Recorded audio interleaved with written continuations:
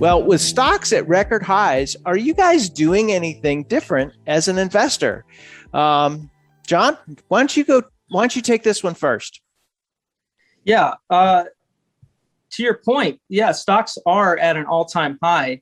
What has me thinking hard is that they're also at pretty high valuations if you look back historically, right? So if you track like the average of the earnings and the sales for the S&P 500, look back over the 5-year average, we're at a very high point right now. So it's not just that they're at highs, they're at high valuations. And that really has me rethinking my cash position lately. I want to have that money. I don't want to invest at the highs, right? Nobody does. So, but I don't want to stay on the sidelines either. So what I've done is my family, we budget monthly for investments, and I'm taking 50% of that money, the new money, and putting it into the stocks that I like right now, whether that's a new position like Etsy or an existing position like Airbnb, investing that money. Now, if stocks pull back, I'll look to invest all of that new money.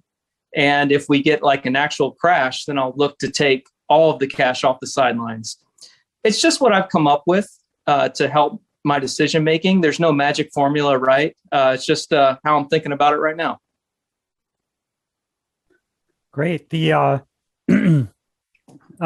usual, it's probably, somewhat similar.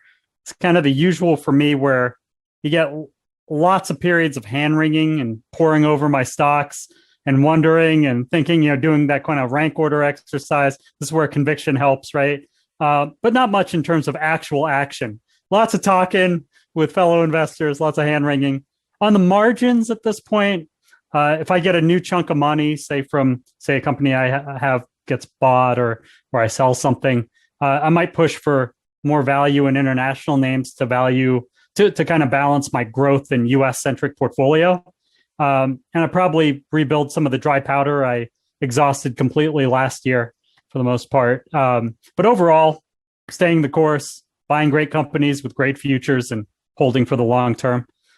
Just little things at the margin to kind of make you feel like you have some action when you're not really doing much. I love how you explain it's the usual, lots of periods of hand wringing.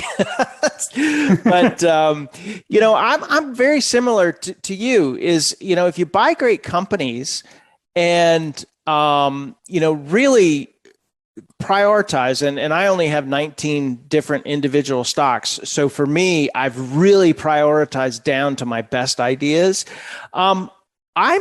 I'm pretty much fully invested now, and I pretty much have been fully invested my entire career since I started with the Motley Fool in 2004. So as new money comes in, was when I was working, I would put that money to work.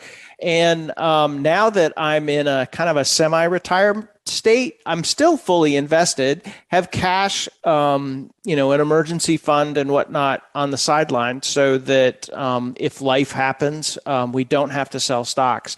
But for me right now, if I want to buy something, I have to sell something else. And with only 19 stocks that I've really prioritized down, that's really hard to make that extra choice. And it's a little bit of extra friction that helps me not to mess with my portfolio all the time. So I do look for opportunities to sell, but when it's somewhat tax year dependent, and I've racked up enough taxes this year, so I'm not planning on selling anytime soon. So that's my process and what I'm thinking today.